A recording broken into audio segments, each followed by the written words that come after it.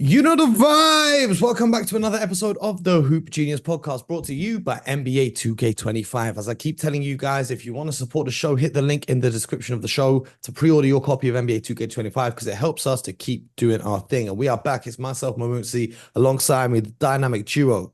This is my favorite backcourt, the point guard, Mr. BJ Armstrong, and the shooting guard, Scott Perry. How you doing, fellas? Hey, you might have that reversed, Mo. Okay. You might have that reversed because he used to take a lot of shots now. He took more shots than I took. Hey, you got to make the point.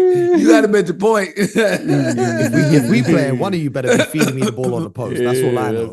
One of you better be feeding me the rock. That's all I know. But we got to talk about some Olympics. Since we last spoke about the Olympics, 6 games have occurred. Canada beat Australia 93-83. Spain beat Greece 84-77. Germany beat Brazil 86-73. France beat Japan in a close one 94-90. Serbia beat Puerto Rico 107-66. And the United States defeated South Sudan 103-86. Where do you guys want to start with this? What really caught your attention? I think for me, it was that France game against Japan. What about you guys? Tell us about it, Mo. Well, I didn't expect it to be so close. It went down to a 4-point game, and it was a 4-point play that ended up ultimately winning it for France. And Rui Hachimura had a spectacular 24-point performance before being ejected for what they deemed an unsportsmanlike foul. Now, the FIBA rules of unsportsmanlike fouls are very much different to the NBA's flagrants and technicals and so on and so forth. You know, if you intentionally foul someone in FIBA who's on the fast break, they call that an unsportsmanlike foul. So the rules are a little bit stricter. But it was a great effort from Japan to hold their own really until overtime against the French team. Wembanyama had 18 points to go along with 11 rebounds, 6 assists, 2 steals, and 2 blocks. But scoring-wise, he wasn't helped too much. Strazel off the bench had 17. Yabusele gave them 13. Great to see Yabusele, former Boston Celtic, out there on the court. And Evan Fournier gave them 14. But it's interesting because their second half of that game, they started without Rudy Gobert because Japan were getting hot from behind the arc. So they wanted to have more flexibility on that perimeter, which was interesting to me. But did you guys catch the game? What did you think? Yeah, I saw that game with Japan, and I just want to talk about one person. Victor Wembanyama. Wembanyama. Okay. I mean, Mo, what else is there to talk about? I mean, we are seeing. I'm just going to say, I think he's the best player in the NBA. He really is. And to watch what he's doing, the fact last year that he wasn't in the NBA All-Star game. I know that bothered you last year. That bothered me. I'm still stuck on that. How can we have a player like this is not in the All-Star game? Like, I don't know what's going on. Maybe just something is going on in my city when he plays that looks amazing. I mean, this young man easily could have been the defensive player of the year last year. Okay. Yeah. And the fact that he wasn't an NBA All-Star was like, okay, well, I mean, he's the best player. And to watch him now in the first 2 games or 3 games or whatever it is thus far, he's just been incredible. So Wembanyama, this is when you say a coming out party, they say, people are coming. No, he has arrived. He's here now. He's here. And he is without question. This is for the next 10 years or so. We'll just figure out, who's going to be beside him, but he will be leading the charge. He's the best player in the world, and he's only getting better. So I'm going to say this. You better beat him right now. Better beat Wembanyama right now, because in the next 10 years, Scott, all roads are going to lead to him. He's just that good. And I'm going to say this. This is the one thing I didn't know about him. I didn't know he was this competitive. I didn't know he had this competitive spirit with him. Well, that's why you know he's going to be great. Yeah, that's how you know he's going to be. He has a competitive spirit that you see that only the elite have. He's got a spirit about him where he wants to win every time he steps on the floor. So this has been great to watch. I'm watching everything he does, and if I'm an executive, I'm trying to figure out how to beat this young man because he's just that good. But BJ, when February 2025 rolls around, you won't be angry anymore because he will be in the All-Star game. Let's hope so. And when the awards roll out in May and June of 2025, I'm putting my money that he will be the defensive player of the year next year. So we haven't even thrown up the ball. So those two things I think will take care of it. And I think you'll be able to settle down a little bit. Yeah, I hope so. So, but yeah, he's fantastic to watch. Yes, well, another player that's been really impressive. Maybe not to the level of Wembanyama, but Scott, one of your guys, Mr. RJ Barrett, led Canada to that win over Australia with 24 points, 7 rebounds, 5 assists, and 2 steals. Talk to me about RJ, Scott. Mo, way to cue that up because that's where I was going, Mo. Hey man, I can read your mind. I've been on long enough. I think you and I are starting to get we in sync. We in sync. Man, couldn't be more proud of a player than I am of RJ Barrett, man. This guy just continues to improve, get better. You know, he has this Canadian team, first, let me talk about the team a little bit before I really drill down on RJ. Their team, when it comes to perimeter play, they can really match up with Team USA. They are tough, physical. Shai Gilgeous-Alexander arguably would be the best guard on the floor if and when these two teams match up in the Olympics. We've talked about him a lot, being an MVP candidate. Is playing well. Obviously he's the leader of that team. But RJ Barrett, man, he has been consistent, steady. I think first night 23, second game they played 24 points. He's knocking down the three, and it's been, he's always been strong and getting to the basket. He's been very efficient. He's playing multiple positions. But I love, the other perimeter guys, Lou Dort and Dylan Brooks. Man, those are two tough wing defenders. They're as a tough defensively, physically and mentally as we have in the entire NBA.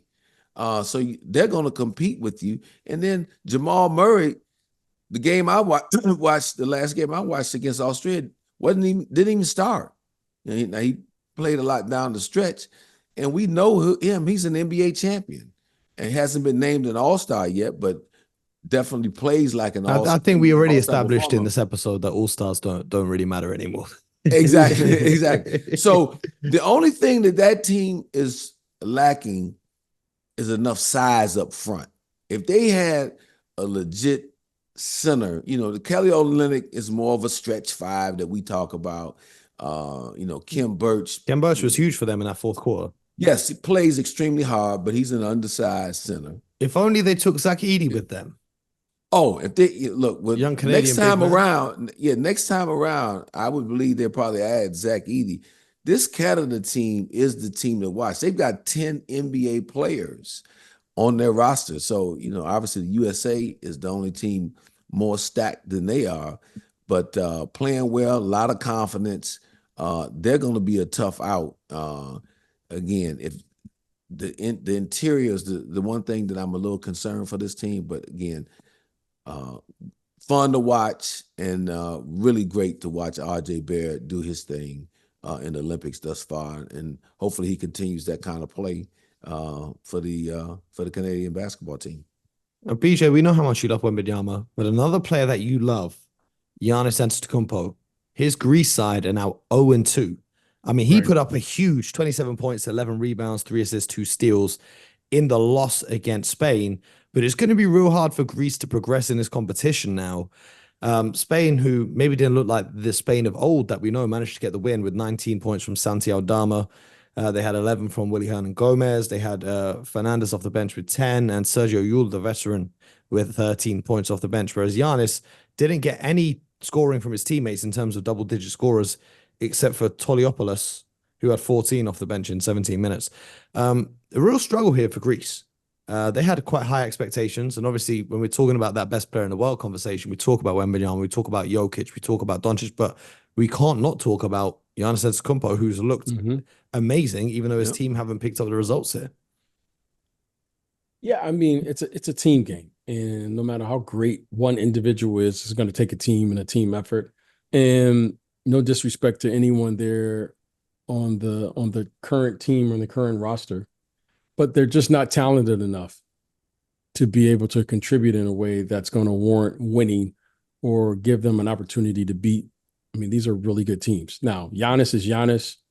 He's playing fabulous, but you're going to need a team, especially in international play. And when you talk about playing at the elite level, they just don't have the talent to do it. But Giannis is looking in midseason form right now, and he's without question, he's in that conversation. I expect him to have a phenomenal year this year, but as far as the international play and then the Olympic play, they just don't have the talent that some of the other countries have. Yeah, the depth of the squad now. I agree. Scott, you I don't think you were here on the episode when we talked about Jason Tatum not being featured in the USA's first game. But I wanted to get your take on featured, you mean, or not being played. Not being played at all. Right, exactly. But he started today's game against South Sudan. And Anthony Davis also started, which meant Drew Holiday and Joel Embiid went to the bench. And Joel Embiid ended up not playing at all in the game. Bam Adebayo led Team USA with 18 points off the bench.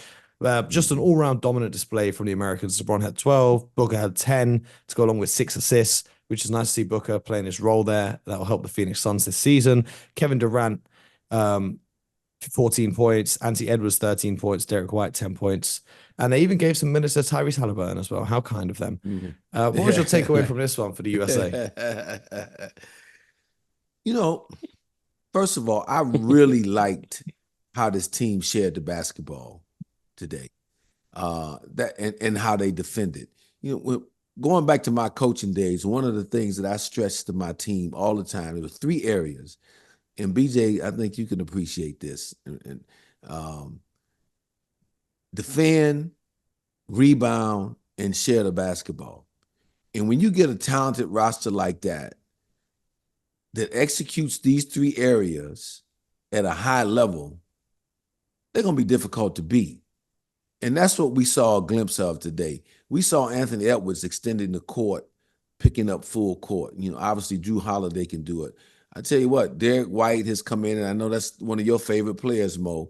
He has really contributed to this basketball team, hit a number of big threes in this game. He obviously is going to give you the defensive presence, 94 feet, played well. The biggest the last big takeaway I had as you watch the game, what team in the world, when they go to the bench for the first time, can bring in Kevin Durant, Bam Adebayo, Anthony Edwards, and then Drew Holiday, you know, in the starting backcourt from the world champion Celtics, both Holiday and Derek White.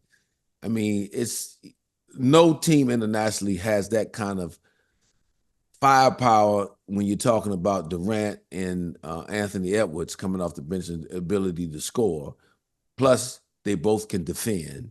And then Bam Adebayo, the energy that he brings and how hard he plays and competes, you know, he's just a winning basketball player.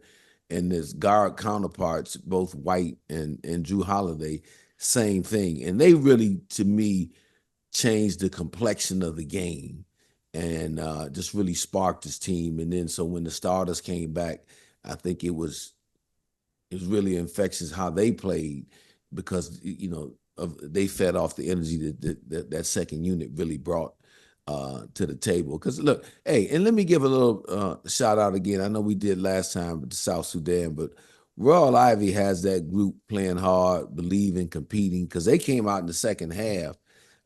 They cut that 24-point lead down to just 10. 10, yes. They cut it down. Doing what? 24 points. They didn't go away hiding, and they still have an outside chance of, you know, making it to the quarterfinals. Yep. Yes. So they played hard and they're athletic. So, but anyway, USA did what they needed to do. If they continue to share the ball, defend, and rebound and not turn it over as much. They still, I believe they had 15 turnovers today. That's got to come down some. But other than that, they had to be pretty pleased with how they played, and so we'll see moving forward BJ, how they go. You weren't a fan of Jason Tatum getting no minutes. What are your thoughts on Embiid getting no minutes tonight? Well, you know, when you look at this and you see players that play and get, you know, every year we see 12 players get invited to the All-Star game. And as a coach, you got to find a way to get those guys there. And just out of respect that these 12 young men have all sacrificed their time, effort, energy to come here. And I just feel it's enormous responsibility to the coaches, to the head coach and the coaching staff to figure out how to utilize these young players during the course of a game, right? I get it. Everyone can't play 40 minutes. But when you talk about not playing, Jason Tatum is a first-team All-NBA player. NBA, right. Okay, now, I get it. Everyone wants to play in a rhythm, get a sweat, play through their mistakes. I get that. But as a coach, you got to figure it out. You got Halliburton and Jason Tatum. You mean to tell me you're up 26 or whatever you were in that game that they did play, that they can't come on and figure out how to play? Maybe someone doesn't get his traditional 10-minute run. Okay, he gets a 6-minute run instead of a 10-minute run. But that's on me as a coach. That's leadership. That's leadership. And you have to figure out how to do that because all of these young men and all of these players have committed to one thought and one idea, which is to win a gold medal. And it is my job, or I've taken on the responsibility to saying, I got to figure out how to utilize these very, very talented players. So I just think it's unacceptable when you look at it.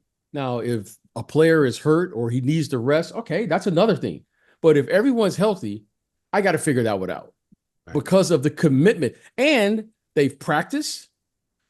Mm-hmm. They've done everything that you asked them to do. And then travel halfway around the world. Well, Embiid was getting booed by the French fans during the warm-ups, and he was taunting the crowd, and then he didn't get to play. You know, and it's interesting because they played Halliburton, so that made it, you know, they talked about this 10-man rotation before, but he was the 11th guy to play today. So he did play. Embiid was the only one that didn't play. And you're right.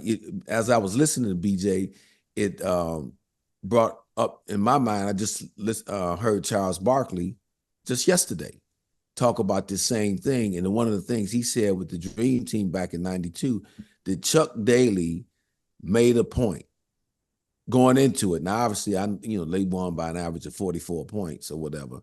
But and even though they were just 40-minute games, he said exactly what you said, BJ, that Chuck said, look, all 12 are going to play every night, even if it's 1-2 minutes. And they had a college guy on the team, and Christian Laettner. but everybody had dedicated their time. You're not getting paid to go over and play that. Now, obviously, a lot of these guys will benefit commercially, off the court. And they get paid if they win the gold medal. They get paid if they win the gold medal? Yeah, they get a few $100,000. Okay, well they're gonna get that now, but I don't know that when Barkley and those guys, did they get paid that much money? BJ, they didn't get paid. Yeah. So I'm anyway, sure, look, who knows? Yeah, but not a couple $100,000. Right, exactly. But my point is that to kind of piggyback what BJ is talking about there, you figure it out. I know it's a 40-minute game, but everybody on this roster is an all-star with the exception of Derek White. And he's a star in his role and an NBA champion. So to me, you can't be afraid to put any of them in the game. I can't put an NBA all-star in the game. Sorry, in the game, exactly. I mean, I don't know what happened there. Sometimes, look, we've all made mistakes, and we go, "What? Maybe he just had a moment." We all have had our moments, but moving forward, we got to figure this one out. I can't imagine going to an NBA All-Star game and the coach say, "Hey, I just couldn't figure out how to get you in." I can't, you know what I mean? I can't figure this out. Especially when you're winning games by like 20 points. Like, come on. I couldn't, but it is what it is. I'm not trying to harp on Coach Kerr, but let's move forward and say, let's figure it out, guys. I get coaches like to, some coaches are capable of being in that hot seat. And you got to confront, but you got to be a truth teller in this situation. Maybe I can't get you that 10-minute run, but if Kevin Durant, like he was in that game, in that particular game we're talking about here, or we are referring to, somebody had to get their minutes cut short. This man was perfect from the field. That's understandable. And then somebody else might have to get their minutes cut short. So you got to figure that out as a coach. I know we come in with these game plans, Scott, Mo, we come in and we say such and such is going to play. I call them the video coaching thing. Guys make substitutions no matter what. Right. In this scenario, you have to like coach that game. And you got to figure out what needs to happen at that minute and figure out how to utilize this team. So let's move on. They won today. And we've got some NBA business to talk about. Luke Kennard agreed to a new 1 year, $11 million contract to stay with the Grizzlies. He's a career 44% three-point shooter, provides spacing and shooting. I don't think we need to talk too much about that. But Scott, I've got a question for you. Always a job. It's always a job for a shooter. Hey, always. In today's NBA. Always. I've got a question for you.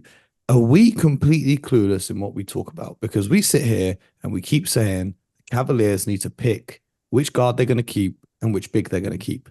Yeah, they gave Evan Mobley this massive extension, and now they've given Jarrett Allen a 3-year, $91 million extension that will guarantee him $131 million over the next 5 years. What are we missing here in that the consensus of almost everyone's opinion is that Jarrett Allen and Evan Mobley is both talented players, is not the ideal pairing with each other? What are we not seeing that the Cleveland Cavaliers front office is seeing? Well, if I'm going to put myself over in Cleveland right now and try to give you my thought, what their thinking is at this point. Jarrett Allen, up until the end of the year where he was injured, had a very good year, and he's been a player, in my opinion, that's gotten a little bit better every season. He's a true professional. He gets better, and it's hard to let players go. And I believe he's been an all-star once before too. It's hard to let those guys out of your locker room unless you know who you're going to be able to replace them with. Obviously, they weren't able to get anything done this off season in terms of a trade. And I don't know how active they were looking to trade for him because so much comes up in the off season about this guy is going to get traded or that guy should be moved. And again, to my original point, this is a true professional you have in your locker room.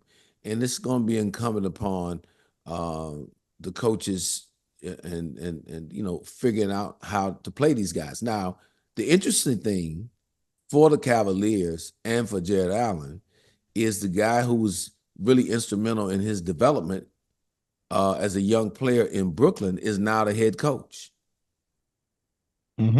Right? Yep. And so now that he's the head coach, Kenny Atkinson, I'm sure he probably was really in favor of wanting to keep him. And again, it's a large contract. I mean, you're talking about an average of $30 million. Now you have a roster that's set that went to the conference semifinals. Their probably internal belief is that had they had Jarrett Allen for the playoffs in that second round, maybe they, I don't know if they would have overcome the Celtics, but they are a more formidable playoff team with him. And when you look down the line, you've got a couple contracts, to be able to trade very good players, if you had to package them to bring something back. So if they decided to move on one day from both Garland and Jarrett Allen. Now you've got a lot of salary to go get, in theory, a star caliber player to put with both Donovan and Evan Mobley. So it doesn't bury them at all, and again, it ensures that this team is going to stay at least in that middle of that Eastern Conference, be highly competitive, and with the break here or there, be able to make a deep enough run in the playoffs. BJ, how does this impact the development of Evan Mobley? Because, for example, we've just spoken in this episode about how good Derek White is, but he really got the chance to showcase that once Marcus Smart had been moved off the Celtics roster. Do you think that this retaining of Jarrett Allen is going to impact the development of Evan Mobley's game? Well, I don't want to be disruptive to the Cavaliers coaching or their front office, but I just happened to be in the gym this morning, and Evan Mobley just happened to be in the gym. Okay. I spoke to Scott, I don't know, 7 a.m. or so of my time on my way going to the gym. And Evan Mobley and Isaiah Mobley, his brother, they showed up to the gym to work out. And they just happened to have played open gym today, Scott. And that's why I was running a little late, because I just want to see what I need to see without any other distractions, no narratives, no anything. Okay, I'm just going to tell you guys what I saw. This is it. I didn't talk to Evan Mobley. I haven't spoken to anybody. I'm just telling y'all what I saw. Evan Mobley is a center. He's a center. Now, I think you guys will be pleasantly surprised when you see him. He's filling out a little bit. That's you good. can tell that's the only thing that's missing. You can tell that he's working out on his body. He's never going to be, like a Jokic or anyone like that. Shaq, right? But he's filling. He's beginning to mature into his body. You can. But I know what I just saw. He is a starting center, no doubt about it. He's an anchor. I was just watching him today. He is he's not a 4-man. He's a 5. He's an anchor. Okay. And watching this, you can't tell me that no one else in Cleveland he's been in the league now 3 years. You can't tell me that they haven't seen this. You can't tell me that when you watch him on film, like we know these coaches, they're watching thousands of hours of film. They don't see this. I just saw it in I don't know, they must have played, 8 to 10 pickup games. He's without question, he's a center. There's no doubt in my mind. I watched him today, and I just watched him because I was interested in this question, and now it just happened to come up. What does this signal to me is here is the front office making sure that they secure Jarrett Allen at a number or the value in which they feel they can move him on to get a good enough player back. Right? You don't, whatever that number is, whatever it is, to me, this signals a trade is coming. That's what that signals. There's no doubt in my mind where Evan Mobley is. And Jarrett Allen is an all-star, but Evan Mobley and how many years have I been saying this? Every year, Evan Mobley, until he becomes the best player on the team, they're going to continue to be a first round or second round or whatever. What did they do last year? Second round? Is that what they did last year? Second round. Yeah, they lost. When Evan Mobley becomes the all-star that I think he is, all right? I know I think there's other people who may feel the same way about him. This young man is he's a star. I just watched him today. He's a star at the 5. He's mobile, he's agile, he can block shots, he defends, and he can anchor a defense. He just does it naturally. He's not a perimeter guy that wants to hang out on the perimeter. He wants to anchor the defense. Okay. So I think that's what that signals to me is you got to have to move Jarrett Allen. I think you're going to have to build the team with Evan Mobley as the 5. And I don't know what they're going to do at the guard position. You know what I think about Donovan Mitchell. I've been saying this forever. Play him at the put 1. him as the lead, play him at the 1, and become a big team. So that would be that's what I see. but there's no doubt in my mind they can sit there and sell it as a 4. And Evan Mobley is a great kid. He probably won't say anything publicly, but I know what I just saw in that gym. I know what I just saw. Yeah. I saw an all-star 5 who is elite in today's game, can play small ball, big ball, whatever it is you want to play. He can do it. And as he continues to mature and fill out physically, I just think he's a major problem. I think he's just a major problem. And that was always the key with him. Yes. But right now, I just saw him. I was like, okay. Again, I didn't know that Jarrett Allen signed. I didn't know any. I just said, oh, wow. Here's a guy as a 5. Here's a guy. I just saw him literally a couple hours ago. So now that's what it signals to me. I could be totally off my rocker, but I know what I saw. No. And you can't. And if I'm sure if I ask Evan, and if he's in the gym tomorrow, I will ask him. Hey, ask him to come on the show. How about that? How about that? We'll hear from him. I'm not trying to cause any controversy, but I know what I saw. So if I was there and Scott and I were in the front office, I would be saying, Scott, I think he's a 5 man. Like we may want him to play the 4, but I think he's a 5. He just naturally does it. He's just a 5 man, and that's okay. You can win with him at the 5, I think. Yep. Yes. I hear it. Appreciate you guys. That's gonna be fascinating to watch too. Yeah. Because we mentioned you definitely have a tradable contract or contracts to like you say, go out and get a big star if you're Cleveland. That puts you in the mix for that. But it'll be interesting to see. As we say, a disgruntled player, right, Scott? That puts you in the I do not like that terminology, because like I would retort, if the player is disgruntled in one place, what makes you think he may not be disgruntled at your place? And I'll tell you what, Scott. And always assume that he'll be happy when he comes to you. I'm not saying it hasn't worked, but still. It's not a foregone conclusion. That doesn't only apply to NBA players, Scott. That's a life lesson. That's a life lesson right there. See that, boy, Mo knows how to bring it back to. No, don't be bringing the drama into your house. That's what I'm gonna say. Exactly. Hey, Scott, not that anyone would do this, but when I was looking at you know how Scott, Scott's been knowing me my entire life. And whenever I see a great player, I always imagine how to build around that player. It just automatically comes. And you know who I thought when I saw him that would fit with him? Julius Randle. Yes, it's Julius Randle. Yeah. Oh no, they would be because of they complement each other. No question. Julius plays bully ball, but Evan Mobley, he plays physical, but he's not a physical guy. You know what I mean? Like he's not afraid of it. No. But if you could compliment him with someone like that, so that the very best of him, and you can maintain a physical level of play, that's a good call. That's a good. And when I saw him today, I was like, wow, that would be a good player to complement each other on both sides of the ball.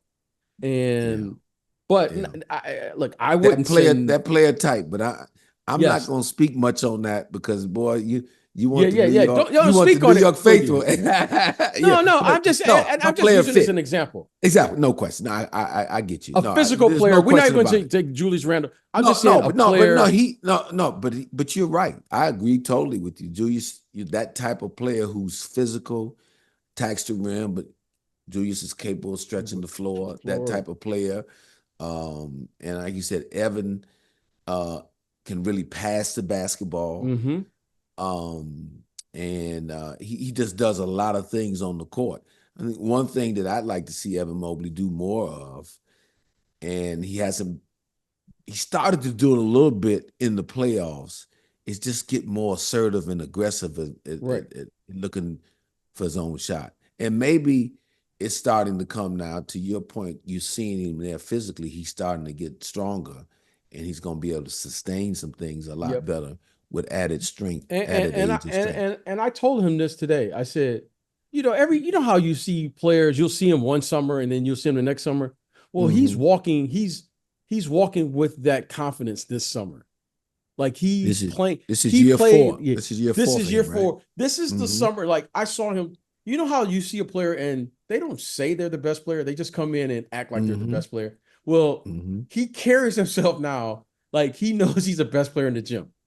That's awesome. It's interesting to watch because he's a quiet kid, but he's playing with a lot of confidence. Yeah. And you can tell he's much more confident and assertive at the 5 than he is at the 4. And the reason I believe is because he has an important element to his game in addition to his length, which is his speed. At the 4, he's not always faster than the guy he's playing against. At the 5, now he can assert something that he knows for the most part, he will be one of, if not the quickest guy at the 5 position every single night. Right. In addition to his length.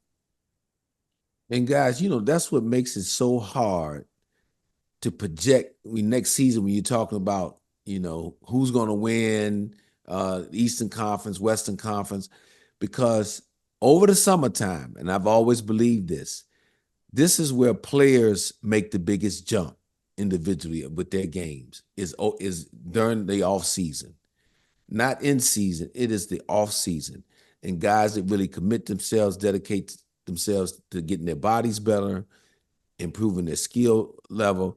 And I love to hear, BJ, that they were playing 5-on-5 basketball because I don't hear that much anymore, man, in the off season. Unfortunately, I love that. God, there's no gym I'm going to be a part of where we don't compete. I love it. I'm sorry to all of the training and all of the things that you do today, but hey, Scott, you know what I love today? Mo, you would appreciate this. Whenever I'm in the gym, we have a rule. You call your own fouls. Oh, I love that. I love that. Okay. And that's you know what? That's old school. You know what was great? You know what was great about today? No one called foul. No one called a foul. But when there was every time the games were to 7 today, and Scott knows what that means. There's about 20, we have about 20, 25 guys in the gym. So when the game gets to 6-6, there was always a foul and there was always arguing. And I loved it. Like I had so much fun listening to the arguments and the trash talking and the defense. And it was just so it was just so refreshing to let the players figure it out. Like argue. Oh, that's awesome. I love it. That's awesome. I love it. That's the essence. I love it. And if you guys at home want to hear arguing, I'm sure we'll get to some of that as the season gets underway. So subscribe to the show on YouTube, Spotify, Apple, wherever you get your podcast from. It's not always this friendly. So I'm looking forward to that. It's the off. Hey, Mo, it's the off season, man. Mo, Scott, you would appreciate this. One of the kids said, there was some choice words that this is a family podcast. This is a family podcast. So there's a lot of choice words. But one of the kids told the other kids today, he go, "Hey man, I don't see Magic Johnson in here." And walk down to the other end on a 6-6 call. I love it. I love that on so many levels. Exactly. That's energy right there. Oh man, he said, "Hey man," I was like, you know what? I love that. Scott and I know what that means because Magic got all the calls. There's no question. I love that, boy. Oh man, that's awesome. But that's another episode. Appreciate you both, fellas. Appreciate all of you who tuned in. Make sure you hit the link in the description to get your copy of NBA 2K25. And until next time, you guys know what it is. Get buckets.